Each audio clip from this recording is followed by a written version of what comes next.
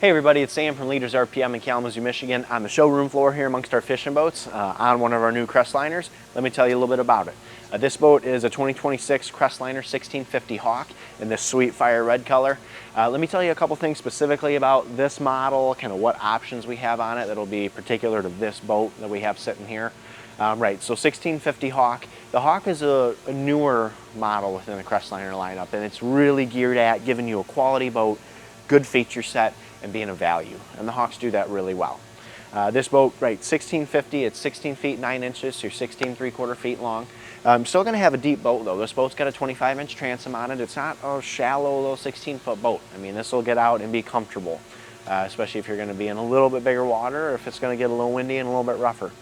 You can see this boat's in the side console configuration, so you're going to have a nice open walkway here for getting to the bow. You know, especially if you're fishing with a few people on board and someone's heading to the back, if someone's going to the front, you're not going to be trapped with a little walkway like you would in a walkthrough configuration with the big windshield here in the open. So single console, side console is nice for that, but still have an ample windshield here for the driver, so it gets you some space.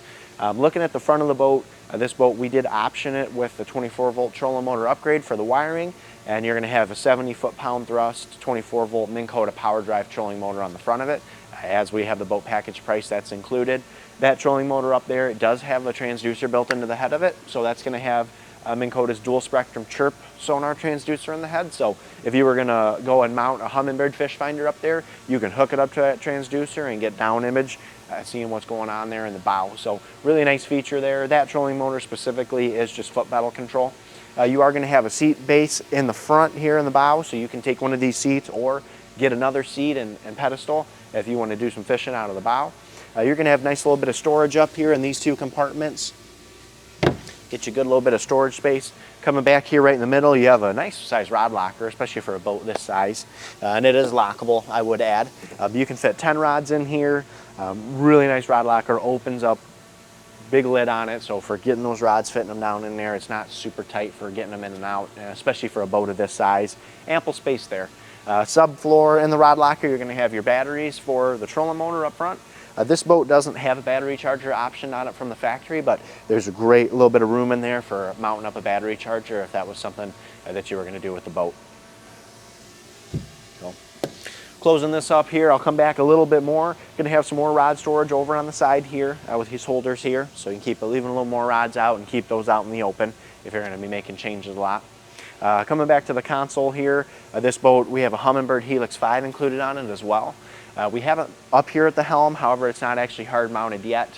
Figure give these people some options as far as doing like a ram mount if you wanted to, or choose just what orientation you want the graph in, so we don't have it hard mounted yet, but that doesn't have a transducer that's already fished back to the transom of the boat, so you'll be getting your imaging off of the transducer back there. Going to be Mercury motor on here, Mercury rigging, so Mercury gauges. You have just fine gauge set showing you everything you need, but not stuff you don't need. You've got speedo, tack, fuel, and trim there.